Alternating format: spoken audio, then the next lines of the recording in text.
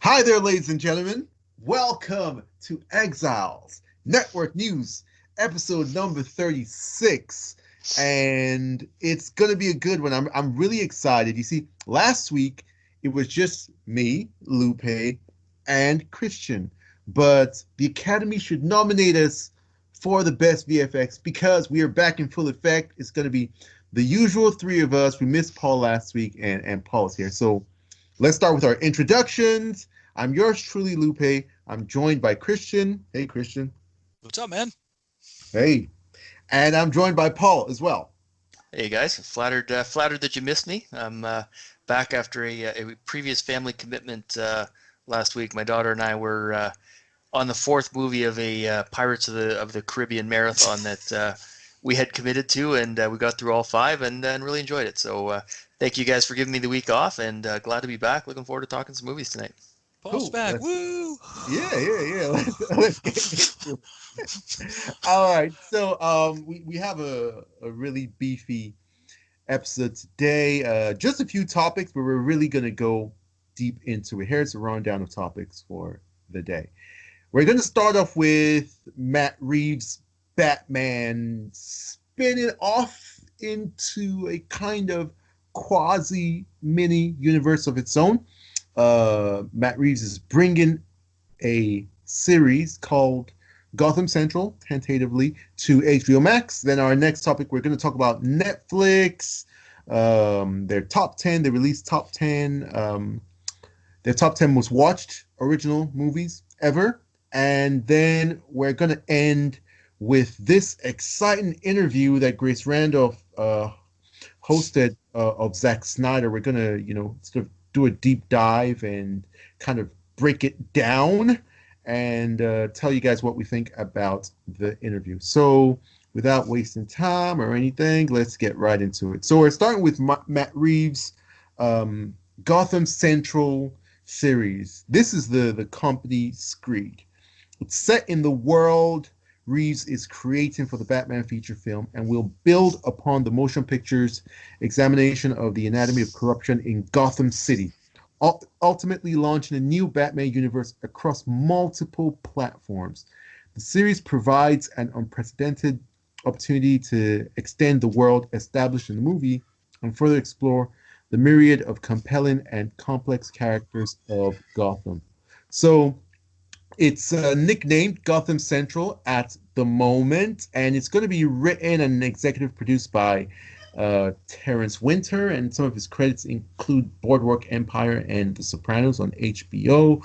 The involvement of Robert Pattinson and Jeffrey Wright is unclear at the moment. So, guys, are you excited about this news? Christian, you can start us off. I know exactly what you're going to say, but go for it. So I'll start with something positive before I go with exactly what I'm going to say, because it's coming. You got a guy like Terrence in there, okay, who was, dude, Wolf of Wall Street is under him. He did the screenplay for that, which is fantastic. He executive produced and did a whole bunch of other stuff on The Sopranos.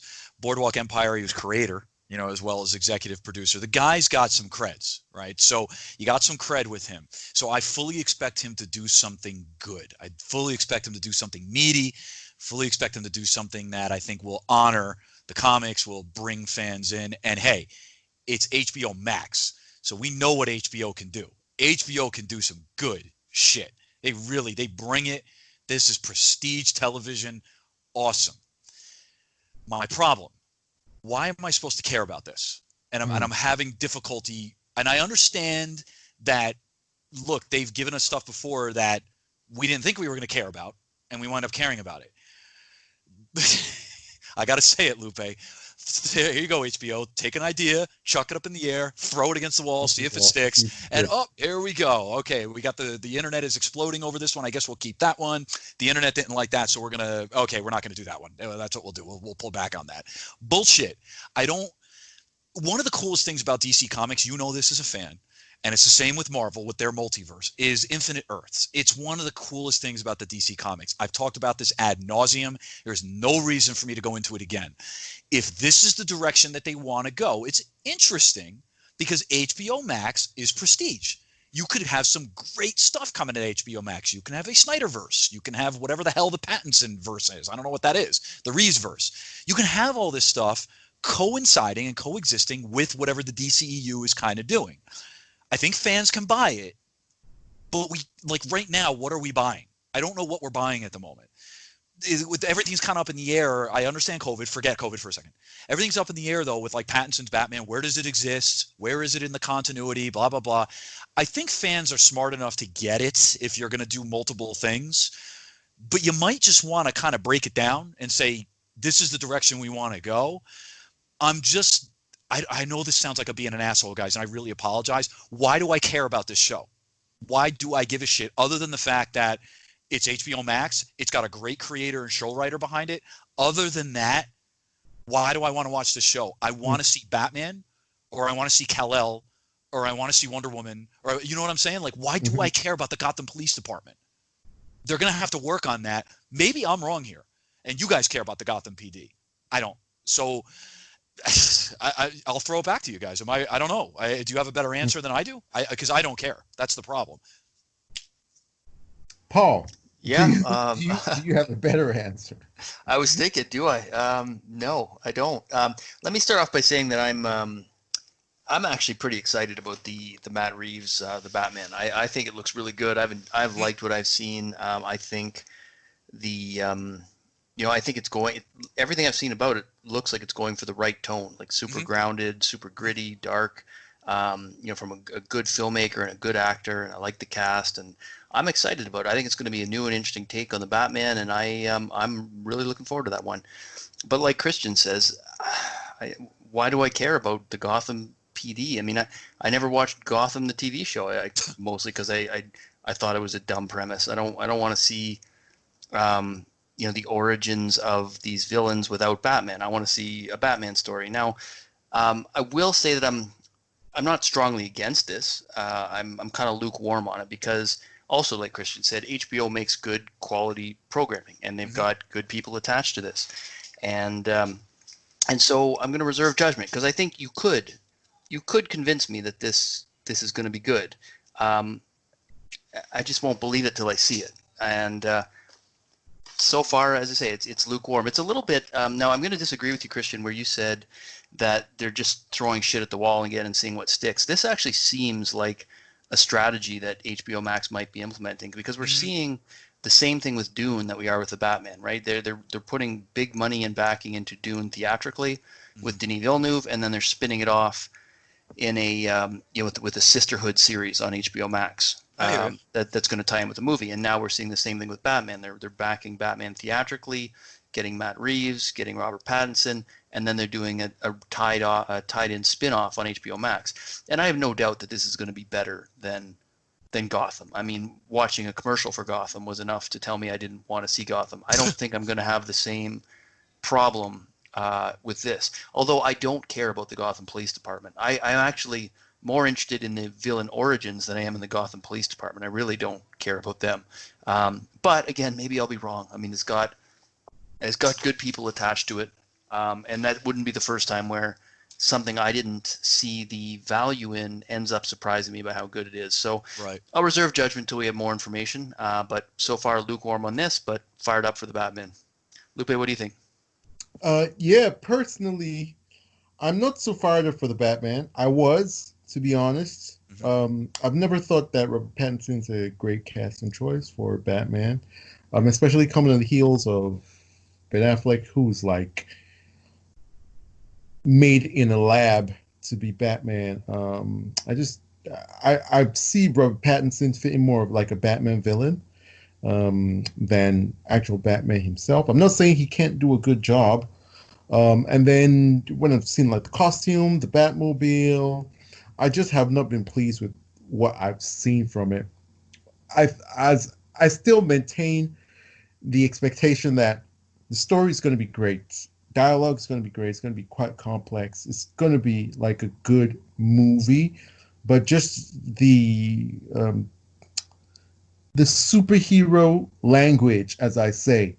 I think the superhero language is going to be lost. I don't think it's going to have like great action, great like Batman iconography, that sort of thing. And I feel like you don't need to have one or the other. The great thing about like the reason why I love Zack Snyder's movies is that he's able to combine, that great, sort of like storytelling that I know the Batman is going to have with that great sort of comic book visual language, iconography, mythology. I think that we're going to just have one side of the coin, and we're not going to have the full thing. So, and for the series, which is what we're actually talking about, I'm not really looking forward to it as a Batman thing.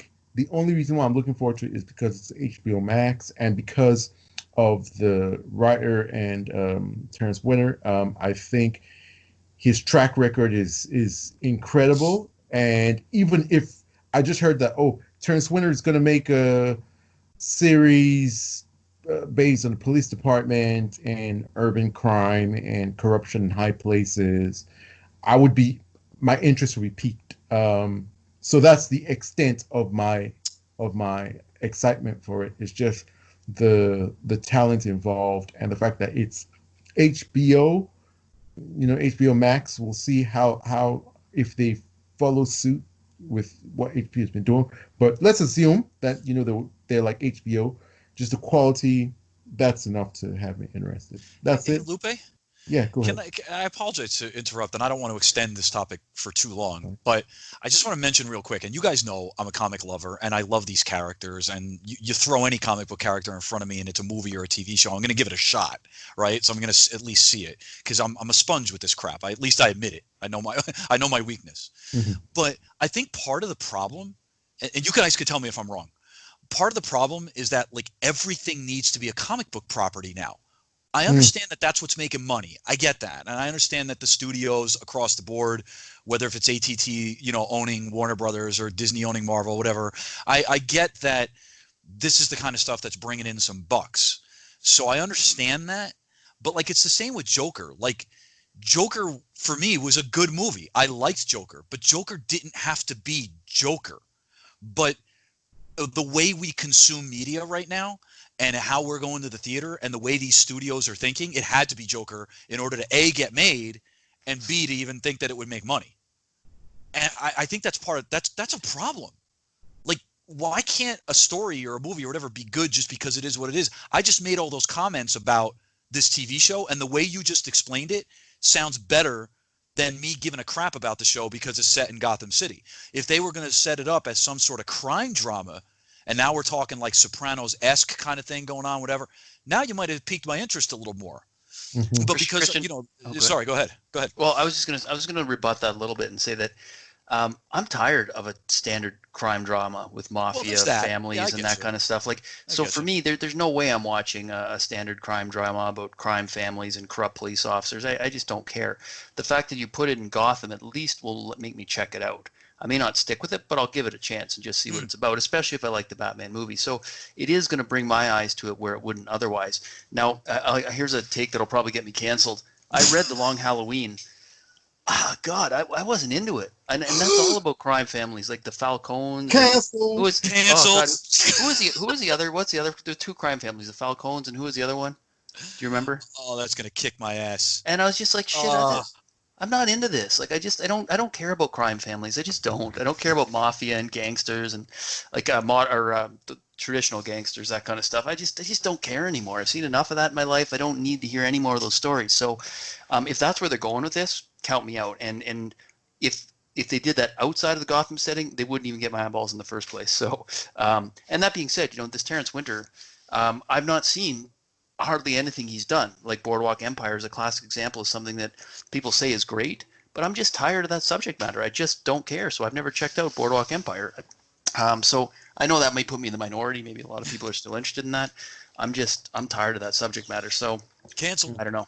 Yeah. Is it Joe Vitti? I guess. Is that the other guy? It's Joe Vitti, right? I thought it was a Vitti. Anyway, no, that's Falcone's nephew. Now I can't remember. Jesus, that's going to kill me. Yeah. Lupe, you don't remember? Because You said you No, like Long no, Halloween as well, right? no.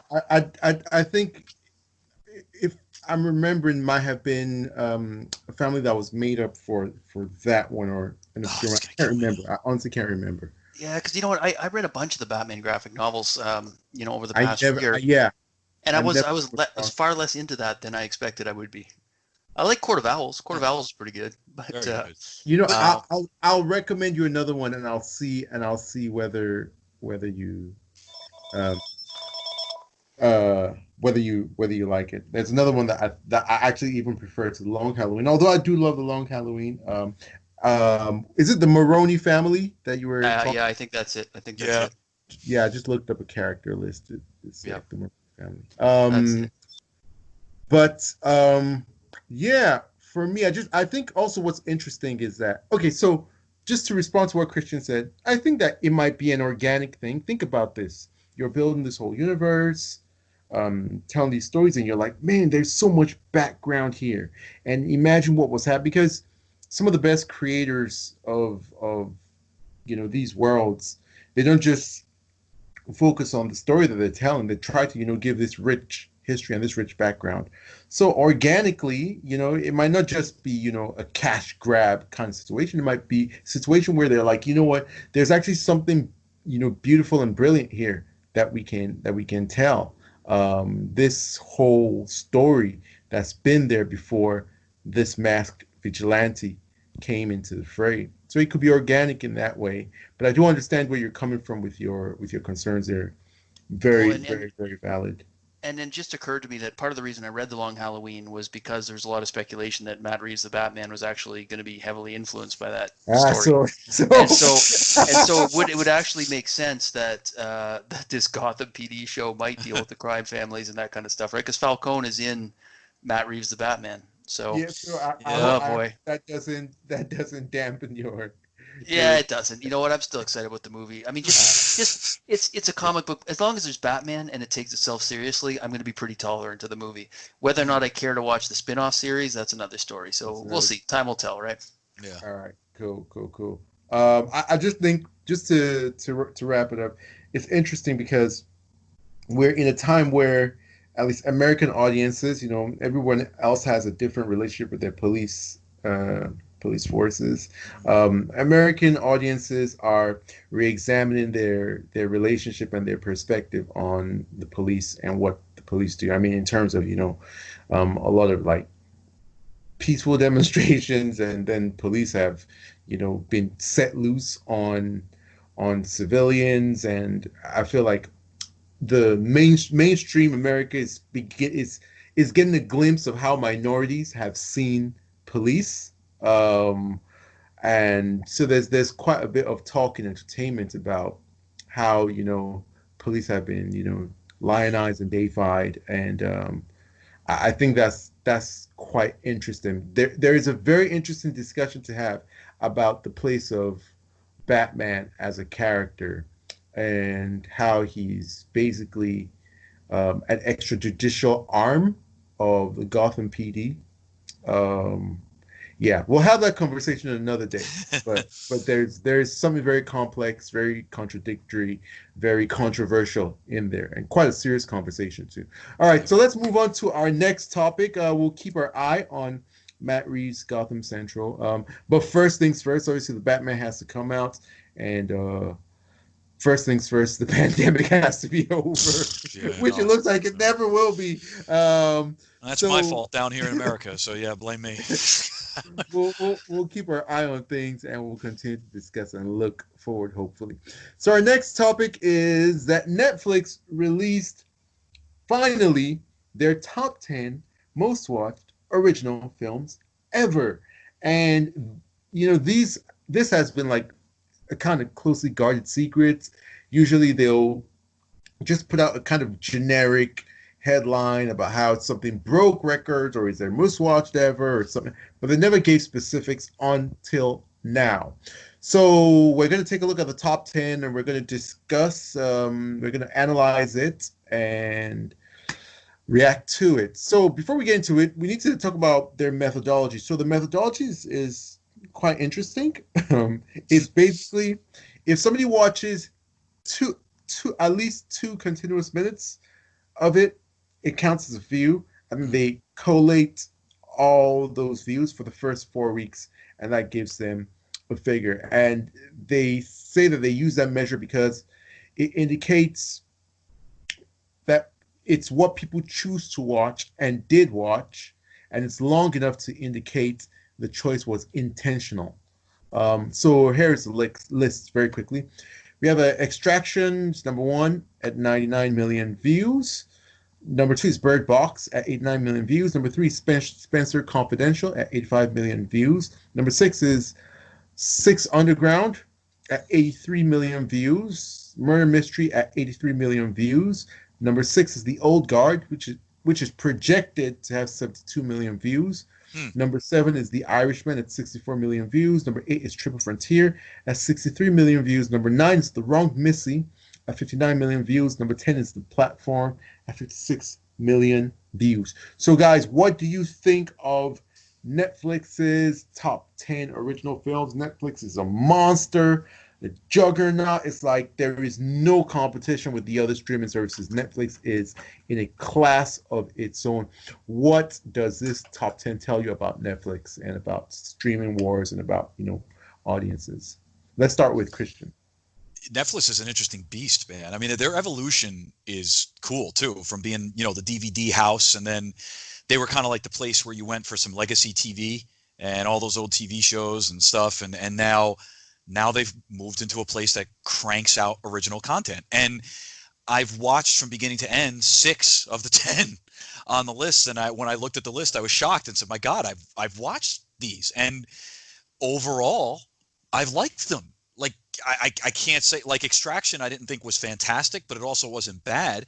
I'm not going to go through each and every one of these, so I'll bore the crap out of you and take up all the time. But the point is overall, I liked the stuff that was on this top 10. There's a few that I still have to watch. And when you look at it from that perspective, I've seen on social media, and some of my friends in real life, quote unquote, not on social media, talk about the Netflix original shows like The Haunting of Hill House and stuff, talking about how good these programs are and talking about how they're surprised that they feel like they're watching a movie, not a TV movie. Now, Lupe and I talked a little bit about The Old Guard. I did finally get a chance to watch it. That did feel like I was watching a bit of a TV movie. I think they have a little ways to go before they kind of quite reach what would be, you can't really get a cinematic experience if you're not sitting in a cinema, but to kind of get to that level. But it's pretty amazing to me that they're able to get really good talent. Like Six Underground is Michael. It's like the bayest of Bay. People scream Bayhem, right? Bayhem, baby. It's the bayest of Bay movies. So they're letting people create stuff and be who they are, not necessarily jumping in front of them and saying, well, we have a studio and we have and they have to hit A, B, C, D. They just do what they need to do. Getting Charlize Theron and stuff like that to do it. You got Jennifer Aniston and friggin' Adam Sandler doing a movie together. A-list talent, high-level directors like Scorsese. Dude, they're doing something right. People are now saying that they're looking forward to Netflix's original stuff, not the shit that they watched 10 years ago, the stuff that's coming out. So I probably already talked too much, and I apologize. But yeah, they're definitely doing something right. And they are hands down, even with Disney, HBO Max, and all the rest, they are absolutely the force to be reckoned with right now, because people, when they think streaming, they still think Netflix. Netflix and chill is still a term, So like so I still think they're the 800-pound gorilla. Absolutely. Paul, what do you think? Well, I've seen exactly 1.5 of these movies, and maybe not even that much, maybe 1.25. And I am a Netflix subscriber. So the quarter movie was Six Underground. I do actually want to go back and finish that. I just never got around to it. The one I saw was Bird Box, and then there's 2 or 3 more I'd like to see. I'd like to see Extraction, and what was The Platform, I think. But some of this stuff surprises me. Like, I've never even heard of Spencer Confidential, and I have Netflix. Murder Mystery, never heard of it. My wife would probably actually enjoy that. The Irishman I've heard of. We just talked about my my sort of disdain for the subject matter. I'm just tired of it. So even though I'm sure it's great, I'm not going to sit there for 3 hours plus and watch something on that subject matter. Even though I'd probably like it if I gave it a chance, I'm just not gonna. Triple Frontier, I want to see. Haven't seen it yet. The Wrong Missy, I think I was generally aware of it and forgot about it like 5 minutes after I heard about it. Perfect Date, never heard of. So I'm surprised with some of what's on here. I'm also surprised by some of what's not on here, like David Ayer's Bright. I assumed that with Will Smith that got a lot of got a lot of views. It's not here. And that one, I know we've talked, briefly before about Netflix lack of marketing. That's one that I actually did see a fair bit of marketing for, was Bright. And the other one that really surprised me was Next Gen. And that one, I definitely saw marketing. In malls. What is that? Next Gen. It's an animated movie, and I saw like digital billboards for it. It was marketed everywhere in Toronto. There's quite a bit of digital signage in one of our the largest mall in the city, and which is right near my work, so I'm aware of it. Too. Yeah, and it was pushed pretty hard, and I'm surprised not to see it there because it was decent. And then there's been a few other Netflix movies I've watched over the years that I would have thought might have scratched the top 10, but I'm surprised. Now, what it also made me realize is that I watch Netflix more for the series than I do for the movies. So I think the movies, especially the budgets that they're putting into these movies, is maybe a little more recent. Like some of the stuff like Six Underground and Extraction, which are near the top, are recent, right? I don't know about the Adam Sandler stuff. I know he's had a contract with them, and I never understood why he was getting so much money. Now it makes a little bit more sense. But, for me, Netflix is more about high-quality series, and with the occasional surprise movie. And, I'll definitely be, streaming Army of the Dead the day it comes out. The moment it comes out, I'm going to be waiting for it. So I'm looking forward to that one. And I was actually just skimming through my watch list and the Next List Originals, and there was another one, a bunch of them actually that I just totally forgot about. Like I put them on my watch list, and then they get buried so deep in my watch list I forget they exist. Like there's one called Polar. I don't know if you guys ever watched it. I remember being pretty excited about watching that. Totally forgot it even existed till literally like 5 minutes ago. And the Old Guard sort of falls in that category. I was sort of moderately excited about seeing that one. I put it on my watch list saying I'll get to it when I get to it, and I don't know. Will I get to it? Probably I'll forget about it by the time I get around to it, right? So, it's interesting, but I would be like the numbers are interesting, but also they're not. I'm not sure how much they say because if you watch 2 minutes of a movie, it's counting as a view, right? I guess they're saying they're saying that that's enough to show that it wasn't accidental. But I mean, you can. There's been plenty of times where I've watched 3-4 minutes of a movie and said, "Nah, man, I don't feel like this tonight," and flipped it off and never gone back. So, should that count as a view? I don't know. It's debatable, and so it would also be nice for context to know how some of the more popular series perform in terms of views in relation to some of these numbers that we see here, right? So. Anyway, interesting though, because they don't give out a lot of information, so it's nice to see this and gives you a little bit of an idea of how many people are watching these things. But again, it's an incomplete picture. I don't know, Lupe, what are your thoughts on this? I agree with you guys generally. I think what really strikes me here is that in comparison to the other streaming services, obviously the amount of the content that they put out is ridiculous, absolutely ridiculous. And in terms of original movies, nobody's coming close to them. Nobody. I mean, Amazon tries bit by bit, but it's not. But for them, it's there's a lot. They have put out a lot, and it seems like a lot has been working for them. Obviously, we still have issues with their quality. It's not as cinematic as can be. For example, Greyhound just came out, and that one went straight to streaming, and that's a very, very cinematic, like high quality. That movie. One I did watch, and I liked it. Yeah. So, sorry to interrupt you, Lou. I just had to throw that. No, you're fine. But Netflix, apart from maybe like The Irishman and maybe Triple Frontier a little bit. Extraction tries a bit. Everything else just has that straight to DVD kind of low budget feel to it. Although they do hire top tier talent, so they have a formula that works for them. I wish that they could just do a bit better in just giving their movies a more cinematic top tier presentation. looking at the movies on the list, just seeing like a lot of star power and segueing into some. They're continuing that. There, a couple films have just been announced. The Russos, who are the producers of Extraction, which is their biggest movie ever, Mhm. are going to be writing and directing uh, a movie based on a spy novel called The Gray Man. And it's going to star two big actors, Ryan Gosling and Chris Evans, and it's their biggest movie ever, budgeted at 200 million. I do not know where that money is going. Maybe it's going to pay for the stars because those are two big stars. And then Sam Ismail, who directed the cult classic Mr. Robot series, he's just been announced to direct uh, a, a Netflix original called Leave the World Behind.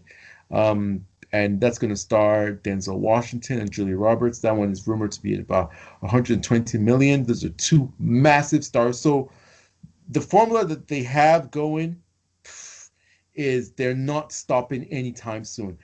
Basically, it's like in terms of the streaming wars, there's Netflix, then there's everyone else. Like the gap between Netflix and number two is infinite and much wider between the rest who are clustered and then trying. And then I think Quibi is probably way at the bottom, and the gap between Quibi and the next above it is a huge chasm.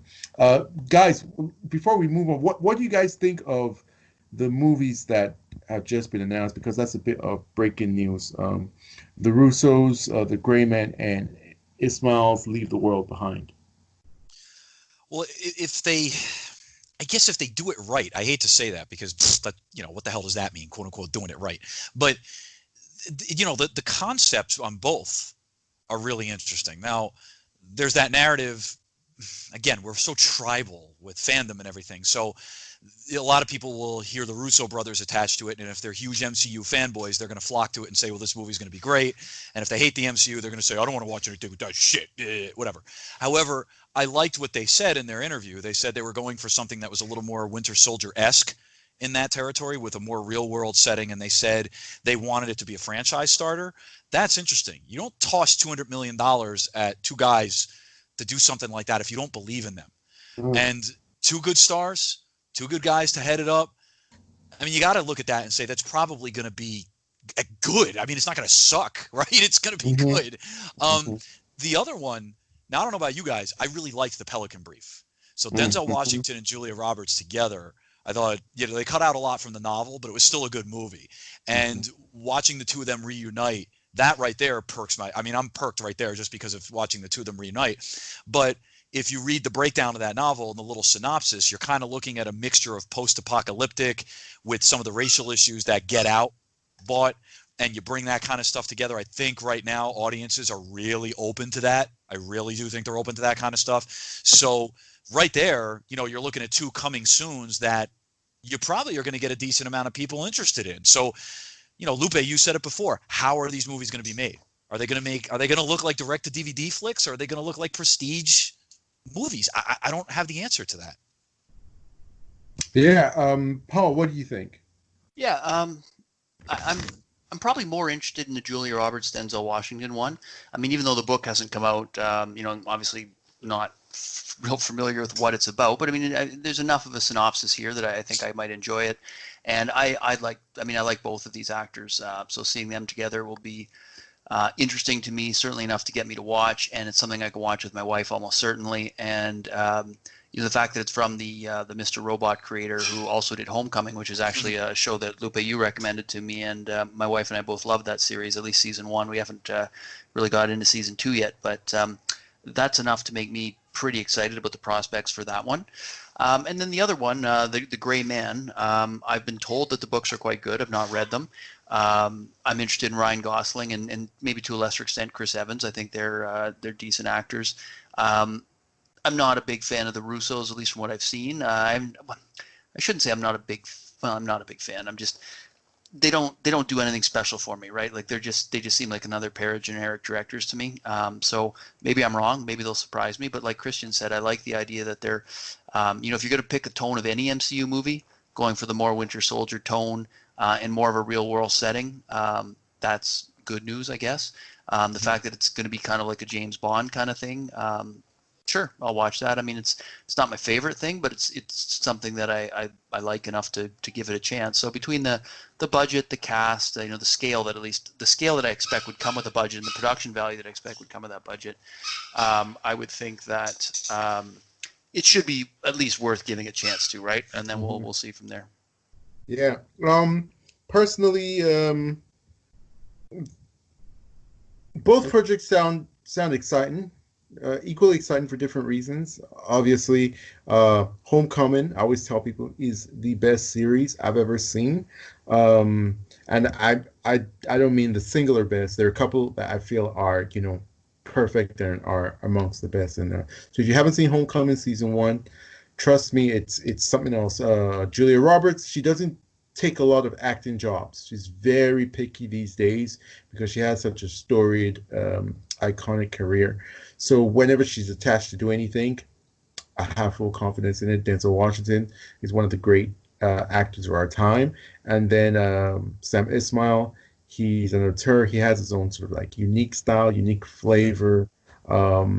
I think it's going to be stunning. It's going to be well edited. That's going to be a good movie regardless of what happens. Yeah. So like book that.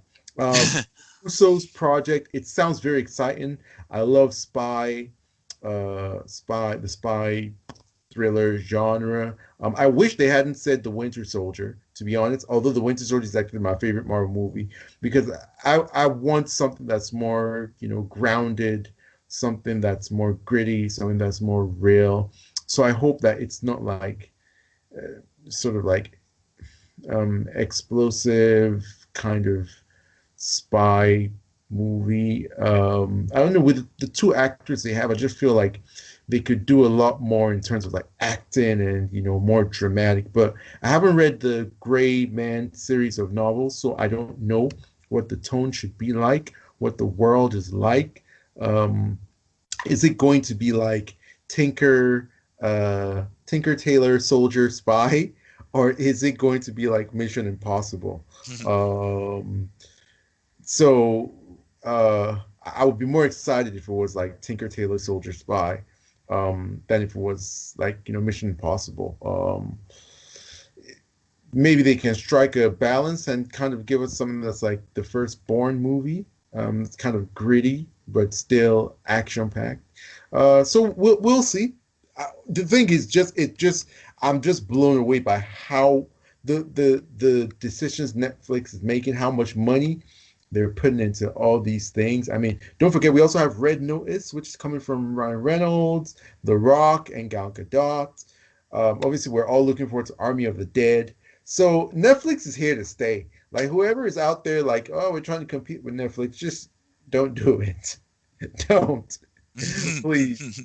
For your own safety and sanity. Don't. Stay in your lane. Succeed at what you do. But Netflix is up and away out of here. And just in terms of like business, this is one of those things in business. It's called the advantage of the first mover. It's just like when people are the first to get to market, they just get entrenched in there, and there are a lot of advantages that come with that. And Netflix is reaping those benefits, even up to, being that they're in households, they're able to get astronomical credit lines to continue to push the issue and continue to grow the lead on their competitors. So if you're thinking of a business idea and you're like, I want to wait till it's perfect, just do it. Just get to the market first, even if you're not perfect, and then go from there. Yeah, I mean, so, like Netflix is like synonymous with streaming. Absolutely, yeah, absolutely synonymous. So, like, remember, like copying like Xerox and Kodak; those are brand names, not the actual name, but they're synonymous. Netflix and chill. Like, when people say, like, nobody's saying Disney Plus and chill, or Amazon and chill, or when people say Netflix and chill, like, you know what it means. So when you start to have generic terms and phrases, attached to your brand, like you're basically like a lifer. Well, the nice thing about Netflix, just to piggyback on that, is that when you have a huge subscriber base already, all you have to do to market your movie is send an email to your existing subscriber base, right? Exactly. Whereas And they'll smaller watch it in services 2 don't minutes. have your email address because you're not subscribed. With Yeah. Netflix, they know what you like. They know your watching history. If they think it's anywhere near appropriate for you, you're getting an email saying, "Hey, look what's coming out," and then you'll get a reminder when it comes out, and you'll get notifications on your apps, and yeah, if it's the kind of thing that interests you, you're gonna know about it, and they've already got that subscriber base built in, so Mm-hmm. it makes And it easier to market these things. you watch it for 2 minutes and 2 they'll call minutes, you. exactly. You're a watch. Yeah, yeah, exactly. Okay, so let's pivot from one streamer to another, from Netflix to HBO Max, which secured the exclusive rights to the Snyder Cut, the mythical, dare I say, legendary, iconic Snyder Cut, even before we've seen the film come out. And Grace Randolph, a YouTuber, secured an interview with the director, Zack Snyder, where she got to ask him a bunch of questions about it. It's about a 20+ minute interview. And so we'll analyze it. But before we do, let's take a moment to acknowledge and shout out the movement for the Ayer cut. As of this recording, I think they must be over 88,000 tweets and mentions on Twitter. They're having an event. It was in the high 90s just a little while ago, Lupe. I'm wondering if they've even hit 100. It's going to be real close by now. And that was the goal for today, was 100K. They're shooting for 100K, so it seems like they're going to hit their target or close enough to it to be a success. And David Ayer also released a black and white image in Snyder fashion and a page of his original script. So yeah, we're just sending them our support. Release the Ayer cut. We're all here for directors' visions, and we're here for we are here for the artists. That's what this podcast and this platform is all about. We're not here for studios or for executives or for money people. We're here for the art, and we're here for the artists. So the Ayer cut is in line with that, and more power to them.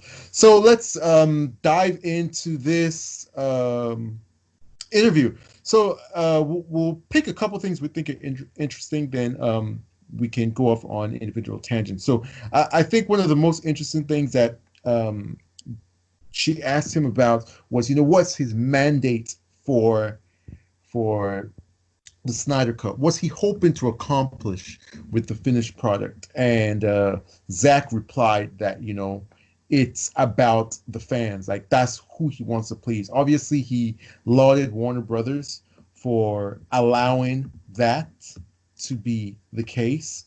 So what do you guys think about that statement? Yeah, so I think I think that's a little bit to be expected. I mean, this has been quite a journey, and he's mentioned that in the past that he's really thankful for the fans, and if it weren't for the persistence and dedication of the fans and the love that the fans had for these films, we wouldn't be here today. Looking forward to the Snyder Cut on HBO Max. So I mean, it's nice to hear him say that. It's not the first time he's acknowledged the fans, but yeah, I mean that's what's brought us here. Incredible fan demand to see something that a lot of us loved and got taken away in a in a historically bad way. I mean, it's not the first time movies have been meddled with, but this has got to be near the pinnacle of awful meddling and derailing of a popular franchise midstream. So it's just great to see that we're here. We're back on track. He's acknowledged the fans, and there's plenty more to talk about. But I mean, I know he used this as an opportunity to bring up SnyderCon, not SnyderCon, JusticeCon that's coming up this weekend. Actually, schedule's out now. I believe he himself is speaking on the Saturday night. So I think he's trying to plug that a little bit and let people know that this is happening, and getting it out on Grace's platform is going to help with that. So I'm looking forward to watching that, seeing what he has to say, and it's just going to be another opportunity to to give back to the fans and I guess to help build excitement for this film. What did you guys have to say about that? Well, I think and I don't have a ton to add, but I think that whether you like Zach or not, or whether you like his movies or not, one of the things that every time you watch him in an interview, or every time you listen to him speak, or you read something he's written, he's very in touch with the fans, and I think he's very aware of what you guys did as a movement. Very aware. He's hyper aware of it almost, and he knows deep down inside that doesn't happen without the movement. And what the stuff that's happening now doesn't happen without the movement's participation. And it has always struck me how touched he feels by that. Again, you could dislike him all you want, but it seems very genuine every single time you hear one of his statements or you see one of these interviews. And I believe it when I saw it this time too. I don't think it's all for the fans. It is personal for him, definitely. But you kind of got to say it's for you guys. It's for the fans. He did the right thing. But it is extremely personal for him. But then again, the fandom is personal for him too. So, kudos to him. Again, I don't have a ton to add, so that's where I'll end it. But it's touching to hear him talk like that, especially knowing what his family suffered and what was taken away from him and the stuff that I've had to deal with personally when it comes to mental health. So, hey, man, kudos to the guy. You can see it's definitely touching him. Mm-hmm. Yeah. For me, there's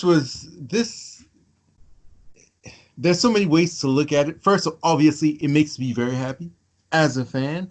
But also, it's kind of mind-blowing how perfect all these elements, came together, how perfectly they came together in this moment, in this space and time to make this happen in this particular way. It couldn't be a more perfect project. And maybe Zach and us as fans, had to walk through the valley of the shadow of death and walk over red hot coals and swim through molten magma to come out on the other side with this sort of resounding, almost utopic situation. Because a lot of times, the first thing is that talking about it being for the fans, one thing that Zach said that people need to remember is that DCEU fans aren't people who necessarily like fan service. That's not what this audience is about. As a matter of fact, you hear a lot of DCEU fans dislike a lot of superhero movies that do fan service. But what DCEU fans have always wanted was Zack Snyder's vision. So you have this perfect symbiosis between fans who want director's unbridled, untarnished vision, and a director who likes to make his films in that way, not movies by committee, not movies pandering to the marketing department, movies pandering to the accounting department, and movies pandering to fandom. He wants his authentic vision. Then also, we have to consider the fact that on a streaming platform, it's right now in this space and time, that's the place where you get the most creativity from creators, where they do not have huge restrictions and prohibitions on what they can do and where they can go. So it's a perfect, confluence of events that have made this come about. And it's interesting to see that if the movie had come out in theaters, it would have had to be cut down for runtime. They would have had to try to pander to, a broad, wide audience or whatever that is. But this film now is being made for Snyder Cut fans. Like, they're not necessarily making this movie to bring in people who don't know about it. Like, this is like for the fans. So it's like, it's mind blowing. Like, no matter what anyone says, no other superhero franchise, let me localize it there and not speak too generally. No other superhero franchise can boast having that luxury. For example, even Batman v Superman, Zack said he made that with as little compromise as possible, but still he had to cut it down for runtime. and that was a huge stumbling block right out the gates. So we're having a situation where it's just basically it's going to be the most Snydery DC thing that has ever existed and will ever exist in on this side of reality. So I thought that is just mind blowing when you actually sit down and think of all the elements of it. So another thing that was really interesting was she asked him about the timeline of the movies and the timeline of the other DCEU films and the DCEU in general, and he definitively said that this film is not a part of the DCEU.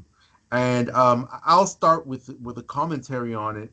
And a lot of people might have missed it because one thing I love about Zach, and one reason why he's in the position where he is now, is he has never said a bad thing about the studio, about executives. He's always polite, always very gracious. And he said something to the effect of the people the committee, basically the boardroom of villains, of the committee of villains that came together to make the Justice League that appeared in theaters, basically butcher his vision, edge him out the door and make that Justice League. They're the same decision makers who sprouted off this DCEU that you're seeing right now. Like a lot of these things were greenlit by people like Jeff Johns. They came to decisions on where things should go. So this film is not. I mean, those people, some of them have been, fired, and and this, and over there, they're still going along with, the plan. Walter Hamada is doing his thing, whatever. But this is apart from that, and that's amazing because this is going to represent the original DCEU that we were promised, the original vision of something just different and something, edgy and bold and audacious and daring and something that was quite niche, has niche appeal. You're getting quality rather than quantity. I think that that's an absolute beautiful thing. And I think it also, sort of cements what a lot of people have been saying, a lot of people who haven't been huge fans of the direction that the DCEU has gone in now. There's some people who have tried to say that, it's the same way it's always meant to be. And a lot of people have said this is not that DCEU. So he kind of not directly said it, but by him saying that this is not part of that and that, they're doing their own thing from the jumping off points of the horrible Justice League. I thought that was quite eye-opening. Paul, what do you think about his statements on this? Yeah, well, to me, this was the most interesting part of the interview was the talk about the DC continuity. And I wrote down one of his quotes here. I'll just read it to you if you guys will bear with me for a minute. There's two parts to this. The second part touches more on what you were just speaking of. But he started out by saying, for me, where the movie falls, I believe that it really starts to represent its own path. It's kind of separate now from what I would say is the DC cinematic universe continuity. I think it's divergent in that way, and I think that's a good thing. I think the power of DC and one of its cool strengths is the multiverse concept, where they put filmmakers first and say, we want to hear your individual voices. Take these characters and do a run and show us what you would do in sort of the great tradition of comic book writing and runs that have been done with all these amazing characters. And then he went on to say, what you'll see in Justice League and Batman v Superman and Man of Steel is that there's continuity across those three movies. That's my main focus, is to satisfy that narrative structure. So that's the first part.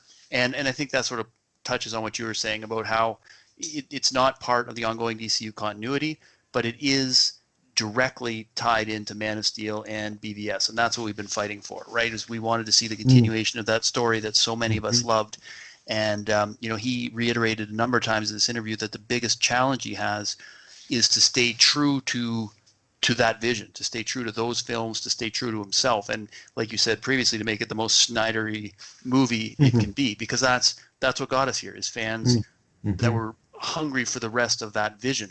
And so his biggest challenge is to keep that vision, to make it as I guess, pure and true as it can be. And that touched on a point he actually made earlier in the film, which, we've talked about in previous weeks and others have as well.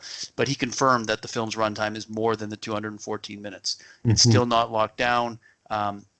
And he says he's not ready to say what it's going to be because he's still working on it, and he doesn't want to be held to a time and have people ask, what about these 2 minutes or whatnot. So that's still in flux, but it's definitely going to be more than the 214. And as you say, that idea that these three movies, that's his story that he's telling, and that's his focus. That's reassuring to those of us that really cherish those first two movies. Then he went on, and this was sort of the nail in the coffin of the whole DCU continuity argument, because I know in the fandom, they've had a segment that really wanted to believe that these ongoing movies are part of Snyder's universe. And I guess, it's a matter of semantics. You can argue that they're part of the universe that he helped seed, but they're really not part of the universe that he intended. And he goes on to say that, I think to look at it as really sharp continuity would be a mistake. Those movies now, in a lot of ways, the theatrical version of Justice League is tighter in continuity with what they're doing now with the DCU. Damn. Because frankly, that's a movie where they were in charge of the elements. It's going to be divergent in some ways just by its nature, and that's a good thing because more is more. And so that's a polite way of, I guess, sort of ending that is one of the most, that cuts deep for, I mean, he hasn't seen Justice League, but for him to say that the theatrical Justice League is more tighter in continuity with what they're doing now. Is one of the worst things you can probably say to a DC fan. Basically. Well, and I've always, and I don't have any proof of this, but I've always felt that they wouldn't have butchered Justice League the way they did without having James Wan and Patty Jenkins on board. Oh, absolutely. And they had to be on board with that. And I think Snyder basically just said that that Justice League is in tighter continuity with their movies going forward because they were in charge of the elements that went into the theatrical cut of Justice League. And it's right there. I mean, I know people find ways to spin it and say, no, look, he's a producer on Wonder Woman 84. He's excited about it. And I'm sure that's true. I'm sure he is excited about it. He is a producer on Wonder Woman 84. And it's okay that, that he is excited about that. It's okay to like that movie or be interested in it. And he went on today to say how excited he is about Matt Reeves' Batman.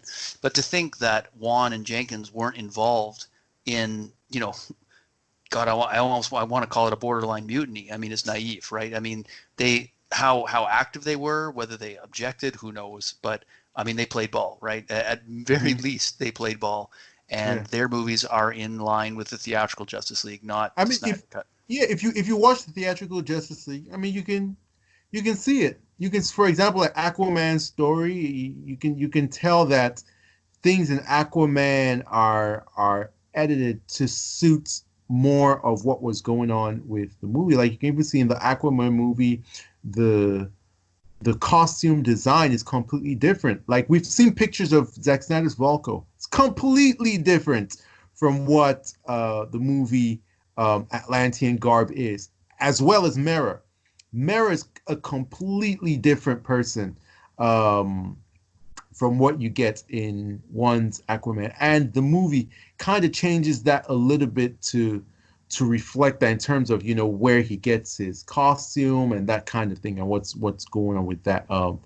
So that was Jeff Johns and his vision for he wanted to have the vision for the DCE when he flew too close to the sun. And And to that point, and I'm not trying to create division here, but I mean, Patty Jenkins still goes out of her way to praise Jeff Johns and talk about his involvement in the Amazons, and so I think she's firmly entrenched on Team Johns, and Snyder obviously it's the elephant in the room. Yeah, and Snyder's obviously at least not publicly holding any ill will. He's still seems excited about her movie. He's supporting her movie. He speaks highly of her. I've not heard her do the same of him, and that's really disappointing. I would love for her to just come out and congratulate him on getting his cut released. Just say something positive because he's doing that for her, and it's just disappointing, right? And Juan, well, I've never trusted him ever since he threw Snyder under the bus with that air bubble right on like opening weekend. Yep. She's not going to be able to avoid it when her movie comes. When she gets on press tour for her movie, she will be asked about the Snyder cut. So I mean, she's a politician. She does a lot of double speak, and I'm interested to see how she's gonna spin this one. So Christian, you get the final word on the continuity or lack thereof of the DCEU, and feel free to throw your popular phrase. I guess I'll keep that one to myself for now. But it should be no surprise that when they decided to start doing whatever they did and went in the direction that they went into, they had even said at the time, like, oh, well, we're going to make these movies that are singular movies. Aquaman's going to be about Aquaman. Wonder Woman 2 is going to be about Wonder Woman, whatever. I mean, they're connected, but they're kind of not connected. Like, that was basically what they said. So it seems to me that starting with Justice League, even if you didn't know the background of everything, it just seemed like everything was kind of, and gone off. I mean, even in Aquaman, they make a mention of Steppenwolf, but Jesus, it's just like a passing bullshit. Nothing really seems like it's connected to what was happening, even in Joss Whedon's Justice League. So you could tell that things were going in their own separate direction. I'm not as passionate about the background as you guys are. I'll just be honest. I'm really not. And I appreciate where you guys are coming from, and all the ins and outs, and who screwed who and who did that. I just look at it as Zack himself got screwed at a time when it's the worst possible time for it to happen. The worst possible time. It's never a good time for it to happen. That was a really horrible time for it to happen. Disgusting in my mind, especially considering how I feel in my own fight against suicide and everything. No. That I really have serious issues with that. And it looks like, from everything that we've seen, that it wasn't just we're going to take another direction here. We are legitimately going to blow up what this person created because of whatever their reason was. Whatever, and it doesn't matter anymore what the reason was. We've talked about the reasons how many times on this podcast. Whatever the reasons were, they decided it was a unilateral. It was just a decision across the board to say, fuck this guy's legacy, and we're going to go on and do something else. What's cool about all this is two things. Zack, whether he does deep down inside, doesn't matter. It doesn't seem to me like he's holding all these grudges. My daughter's dead. There's bigger fish to fry here. I'm getting to complete my story that I wanted to complete, and I get to do it. That is fantastic. I can do it the way I feel like I want to do it. Like, I can tell a complete story here, and all this other crap can still exist. And it can still exist. And I'll be one of those guys to tell you, like, Shazam, I didn't think was garbage. I liked it. I like Shazam. I'm looking forward to Wonder Woman 84. Wasn't a huge fan of Aquaman. It's okay. And I don't love BVS the way you guys do as much as I like it. I think it's a good movie. Thought Man of Steel was a better one. So we're all going to kind of be all over the place on these movies, right? Like, we're going to love one. We're not going to love the other. But this wasn't like a huge surprise to me when he said that. Like, it's like, guys, like, we should have seen that it was so clear, even to people that didn't know the background, that this is a separate continuity. It doesn't work. What they're trying to do now does not work with Man of Steel and BVS. Hands down, doesn't work. All the comments that were coming from guys like Juan, I'm sorry, it's different. And it's just good at this point, moving from a legacy where they were really trying to destroy something. He can finish it. But the final note on that from me is they can still do what they want. They can still have their cake and eat it too. If they want to try to do something in the DCEU and have a small detective movie with Batman, whether we agree with that or not, and they want to go bigger with some of their other franchises like Wonder Woman 84 and go a little bigger with her and make it very 80s, they can do that. And Snyder can still have a universe over here, and they can coexist, which from a comic standpoint is freaking awesome. It is awesome. I like the fact that it seems like he's put closure on it. There's a little bit of a fuck yeah at the end of it, where he can be like, hey man, I got the last word. That's wonderful. I think we can pat him on the back for that. But it's got to be for the guy. There's got to be catharsis there, right? Am I wrong? I mean, there's got to be some kind of. Oh no, yeah. I mean, you're absolutely right. But I mean, I love about he's not going to gloat about it. Like, you can see, right? He's not. Yeah. He's thanking Warner Brothers, and and it should be a lesson to people. Like, he played the PR game so well. Basically, what Zack Snyder did was he remained the most gracious, nicest, kindest person that everyone can root for. No one can say a bad thing about. then he let us be his warriors. We were the ones that were out there saying the bad things and pushing the agenda and being more aggressive, because in every campaign you need warriors, in every campaign you need priests. And so, it should be a lesson to people. If you're going through anything like this and in the court of public opinion or whatever, let your supporters fight the battles for you, and you just remain good. It's something that I've observed very, very, very keenly. I think just to put a button just on this point, um, you know, every single time, like I have these marathons where I watch Man of Steel and Batman v Superman, two of my favorite movies of all time. And for years, I was stuck with the dirt on the coffin rising from Superman's grave at the end of my Superman saga. Like in my mind, I just had to come to terms with like, this is the end. It was inconclusive, but hey, it's the end. Whatever. It's kind of like if you have a story of Jesus and then like I guess there's a cave and there's a rock or whatever, whatever. But it's good to know that we are going to get closure on that. Like, it's not just like, oh, the DCU still continue. You're going to have Wonder Woman, you're going to have Aquaman, you're going to know the actual like Zack Snyder story is going to continue. And also in terms of like what you said in terms of things not working, Zack had a plan, and his plan was cohesive, and whether you liked it or not, it was working. You might not have liked it, but it was working. Suicide Squad, a movie that we found out was butchered, was in line with his continuity. It was it had it was, they got those metahumans and we're going to use them as a result of like Superman, and Batman was out there like looking for metahumans and dabbling in all of that. Wonder Woman also ties into Batman v Superman with the Daguerre type picture and her identity, and so it was cohesive. People were still doing their own thing, but it was cohesive. And Justice League just threw a bomb in the DCU and completely deflated every bit of excitement for the entire universe. And Zack now going off to HBO Max and doing his own thing. It's beautiful. It's a beautiful, beautiful, gorgeous, absolutely divine thing. So the next top thing that struck us was at Justice Con, he officially said there's going to be a clip and an announcement. That got me super hyped. I was expecting a trailer. It seems like there won't be a trailer. I think the trailer is going to come out at DC Fandom. So DC fans, we are eating good.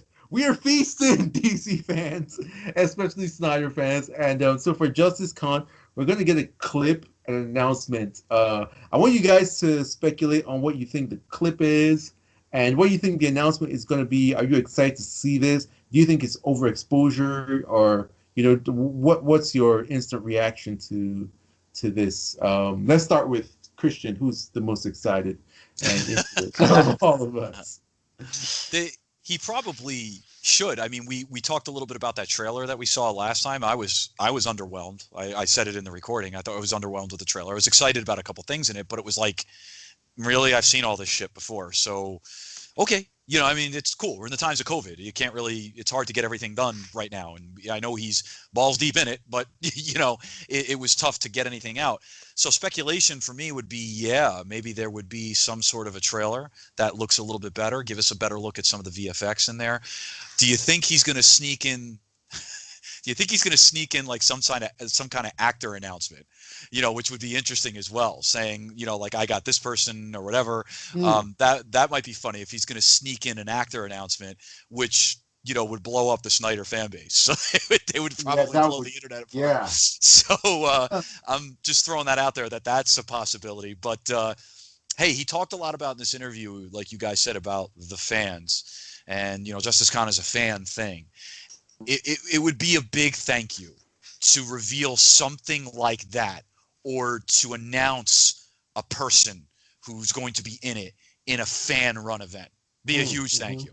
So just a little thought out there. All right. Paul, what's your take?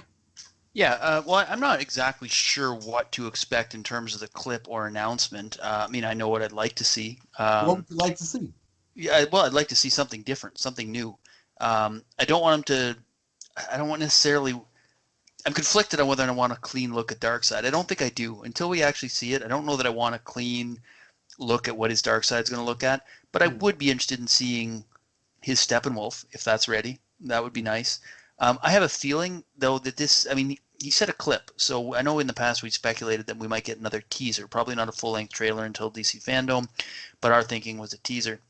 He used the word clip here, so I'm thinking we might get a clip of Cyborg. If I had to guess what this is, I think we're going to get a clip of Cyborg's story that we didn't get to see in the theatrical cut, so that would be my guess.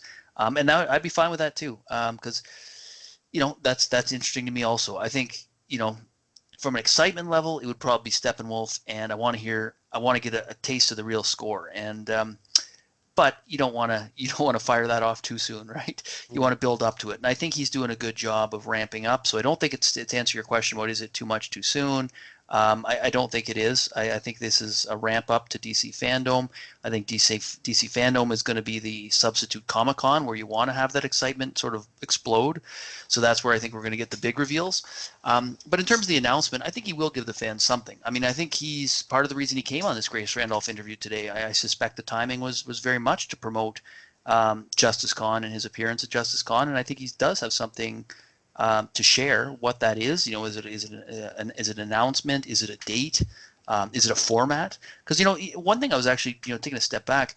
He's still talking about this as a movie, and he actually made the comment where he said that what you'll see in Justice League and Batman v Superman and Man of Steel is that there's continuity across those three movies. So he's still talking about this as a movie, not a series of episodes, and we have never had confirmation that this is going to be a series of episodes. It's been speculated.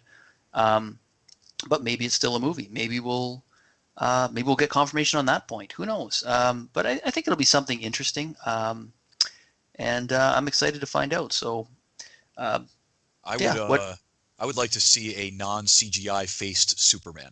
That's what I would like to see. Give me a little piece of just Henry Cavill looking awesome, looking as good as he did in both BVS and Man of Steel. Give me that. I'll be a happy guy if I get a little piece of that, because that shit looked awful. That looked awful. Well, yeah. Well, the other thing that really excites me, and Lupe, you touched on this earlier, is the dirt rising off the coffin. We still have no clue where that's going, and I don't know if he's going to save that for the movie or if that'll be something that he'll tease at here or in the trailers prior to the movie. But that's such a mystery still. Where was he going with that? Because they totally ignored that in the theatrical cut of Justice League. And then Snyder did say that it was meant to mean more, much, much more, right? So that would be interesting. Anything to do with Superman. I mean, we have no idea what Snyder's Superman looks like in this movie because the whole freaking thing was cheesy Joss Whedon, Jeff Johns reshoots, right? So the only glimpses we've had at Snyder's Superman were in the deleted scenes that came out with the Blu-ray, the very short deleted scenes. So that would be interesting for sure. Obviously, any new characters. I mean, Martian Manhunter would be interesting. Green Lantern would be interesting. But I think those might be a little maybe too big for this event. Maybe not. I don't know. I mean, he seems to be quite into it, and there is a pretty good lineup. And when we're done here, I wouldn't mind just briefly touching on some of the highlights of the lineup for those that are interested. But I don't know. Lupe, what are your thoughts on these two things? Where do you see him going with this clip and with the announcement? I think that it makes sense that it's going to be something cyborg based, because think about it. On the schedule, like, he's coming on right after Ray Fisher.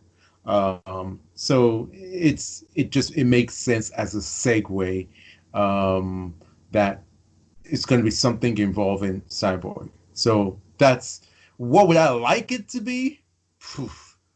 I would like it to be Steppenwolf, but his BVS design. Like, I want to see that so badly, because he's already said it's going to be, so I guess that's no longer something to be anxious about. Like, will it or won't it?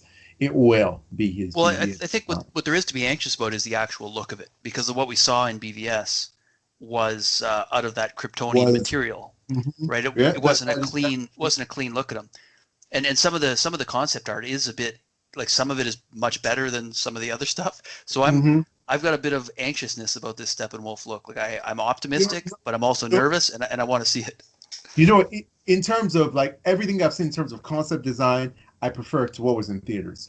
Let's just put it that way. And even though the liquid geo, the visual display technology in BVS is not, like sort of picturesque. It's impressionistic. At least you got a sense of his scale and size and weightiness and And the uh, shingled, that shingled metal look, the Kryptonian or sorry, yeah, the Apocalyptian shingled metal look that Cyborg shares. So you do have a sense of that, and yeah, it is pretty exactly. clear. Yeah. Yeah, yeah. So as long as they go in that general direction, I'll be fine. I don't want him to be looking like a wrinkly old man with like braided beard. What was that? I swear Jeff Johns and Joss Whedon were smoking some of the best drugs. I'll tell you, it was an improvement over what's in the comics. I mean, have you seen how ridiculous Oh he is in the my God. comics? Yes. So it was still a major step up from that. I said it before. I could have lived with the theatrical version of Steppenwolf if the lighting No, was corrected and the color was corrected. But there are a few of the concept arts, the highly detailed ones that I do particularly like, and I'm just keeping my fingers crossed that that's what it's going to look like yeah, when we but finally see it in color. when you see concept art and then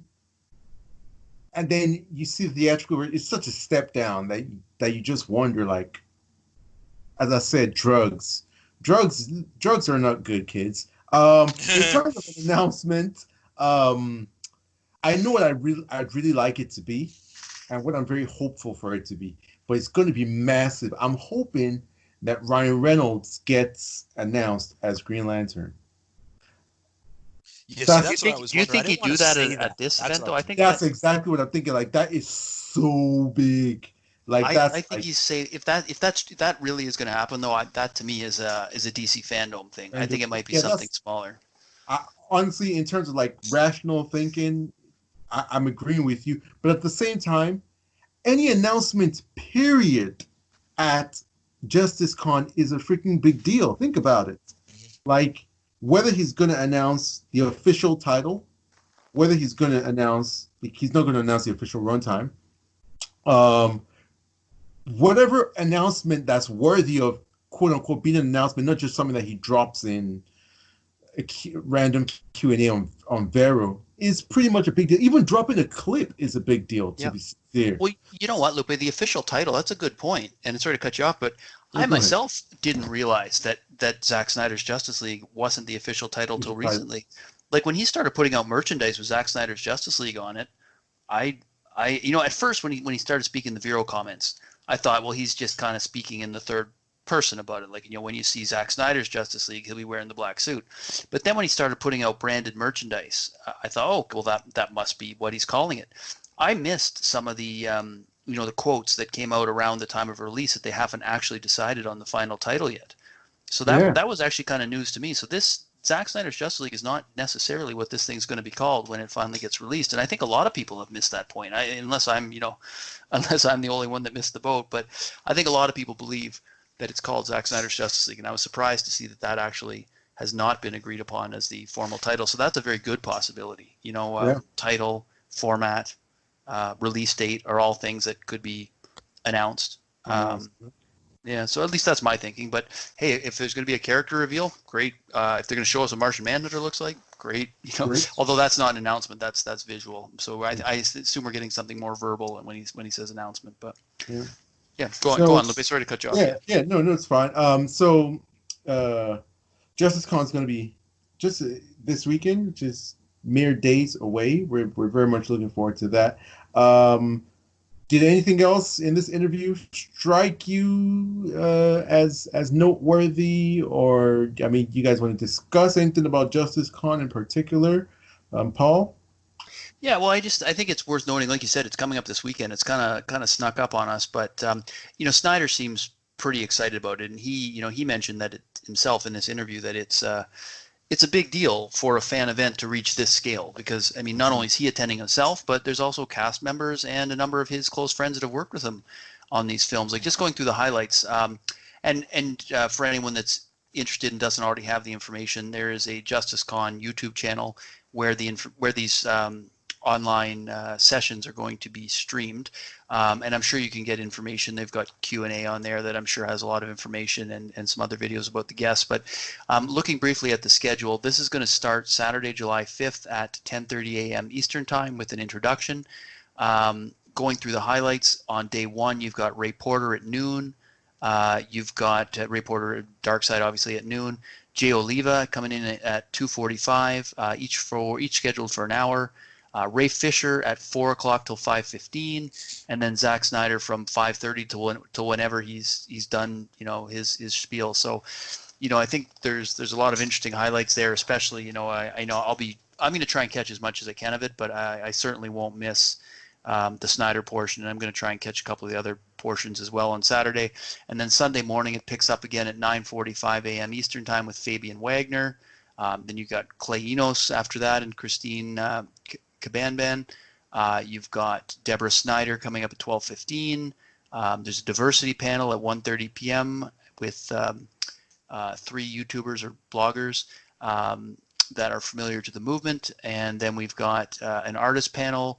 Sean O'Connell and his released the Snyder Cut book at 4:15, and then a final word wrap up Sunday evening. So this is basically 2 full days of content on this YouTube channel. And I'd suggest have a look, at the schedule, watch what you can watch, and my understanding is that these will be available on YouTube afterwards for watching if you're not able to watch them live. Mm-hmm. Yeah. Seems like it's going to be an exciting couple of days. On Saturday, unfortunately, I will be working. I have like a bunch of like big like work meetings and stuff, especially in this sort of precarious time. There's some stuff that we have to organize. So Saturday I wasn't able to take the time off. But I will live vicariously through y'all in my mind. I'll probably be in serious meetings, giving presentations and updates, and be daydreaming about what's going on. But that's fine. I will catch up with you guys. And definitely the next ENN, we're gonna do a super, super, super deep dive. It's gonna be so freaking amazing. So amazing. So there's our ENN for the day. Episode 36 in the books. We don't have the coming soon section today because Hollywood has basically just stopped. But hopefully by next week we have a clip to talk about, and the entire Snyder Cut is a coming soon section. We might actually do just a particular ENN special breaking down Justice Con. I think that would be a good idea, and then tackle news topics on its own. So we will see you guys very soon. Let's say goodbye to the people. Christian, tell them where they can find you and say goodbye to the people. You got it. And it was good to have Paul back and be back at full strength. Anybody out there want to yell at me about my takes, you can catch me on Twitter at chart6363. Okay. And Paul. Yeah, likewise. You can find me as always on Twitter at _Paul_P, and happy to hear about why the Long Halloween and mobster movies are better than I give them credit for. Well, I have been yours truly, Lupe. You can find me on Twitter at LiveLoveLupe. You can find me on the various social media app at LiveLoveLupe as well. Thank you for listening to this episode. Guys, stay safe. Wear your mask, practice social distancing, just be as responsible as you can so that we can just, get over the hump of this thing and then move on, with our lives. So we'll see you on the next episode of ENN. Until then, stay exiled.